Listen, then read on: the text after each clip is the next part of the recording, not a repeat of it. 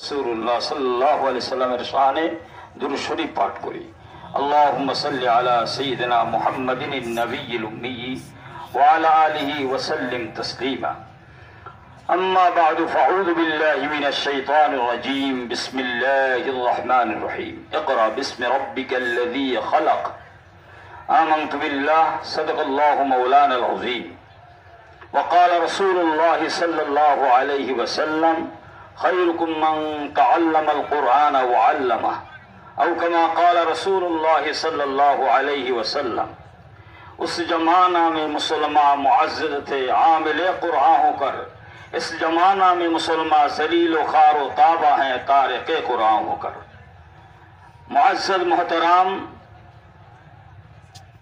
অধ্যকারী সম্মেলনের সম্মানিত সভাপতি, মঞ্চ ভূমিষ্ঠ বাংলাদেশ কোরআন শিক্ষা বোর্ডের কেন্দ্রীয় বিভাগ এবং জেলা পর্যায়ে দায়িত্বশীল, আমার সামনে চরমনাই ময়দান অগ্রাণের মাহফিলে আগত জানবাস মুজাহিদ দ্বীনের সৈনিক আমার শায়খ রহমাতুল্লাহ আলাইহির রুহানি সন্তানেরা আদি মাঠে বসা।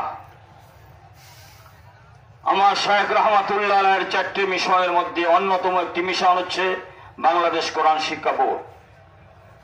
এই কোরআন শিক্ষা বোর্ড ইশরাফ চরমনাই রহমাতুল্লাহ আলাইহি সর্বশেষ মিশন প্রতিষ্ঠিত করে আমাদের সামনে রেখে কিয়ামত পর্যন্ত আনেওয়ালা মানুষের কাছে এই কোরআন শিক্ষা বোর্ডের মাধ্যমে পূর্ণাঙ্গ দ্বীনের দাওয়াত প্রচার প্রসার করার জিম্মাদারি আমাদের উপর অর্পণ করে গিয়েছেন।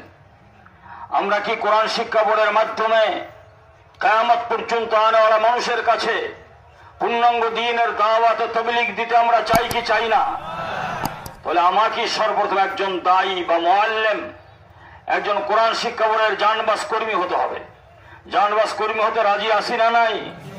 জোরে বলেন আছে না নাই?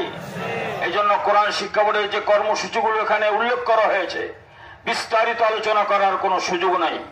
তবে এতটুকু কথা, আজ এই ময়দানে কোরআন শিক্ষা বোর্ডের একটি বিভাগ রয়েছে গণশিক্ষা। গণশিক্ষা বিভাগের 2টি কর্মসূচি, নাম্বার 1 বয়স্ক, নাম্বার 2 হচ্ছে প্রাইমারি। আমাদের কলিজার টুকরা সন্তানেরা প্রাইমারি স্কুলে পড়ে বা অন্য কোনো প্রতিষ্ঠানে পড়ে, তাদের জন্য এই 2টি আমরা শাখা রেখেছি গণশিক্ষার। একটি হচ্ছে বয়স্কদের জন্য, একটি হচ্ছে বাচ্চাদের জন্য, ছেলে মেয়েদের জন্য।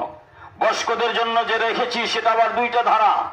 সারা দেশে 25 দিন বা 30 দিন 30 ঘন্টার একটি ভ্রাম্যমান কোরআনী মাদ্রাসা।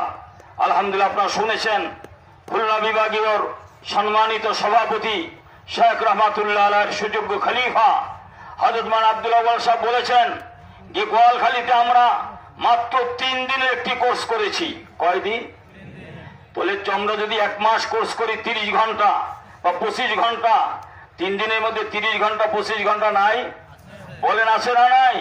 তো আমরা যদি 30 ঘন্টা আপনাদের শিক্ষা দিয়ে যদি কোরআন শরীফ পড়াতে পারি, যে একেবারে পড়তে জানতো না, তাহলে 3 দিনও আমরা মেহনত করলে কোরআন শরীফের সবক আমরা দিতে পারবো ইনশাআল্লাহ। দিয়েছি। অতএব এ পর্যায়ে যদি কেউ কোরআন শরীফ শিখতে না পারেন, তার থেকে কপাল পোড়া, তার থেকে দুর্ভাগা আর কেউ হতে পারে? অতএব আমার শায়খ রহমাতুল্লাহ বলেছেন, দাদা হুজুর বলেছেন, আমার মুরিদ মূর্খ থাকতে পারবে না। তো কোরআন শরীফ যদি না পড়েন আর সব পণ্ডিত্য অর্জন করছে, আপনি মূর্খ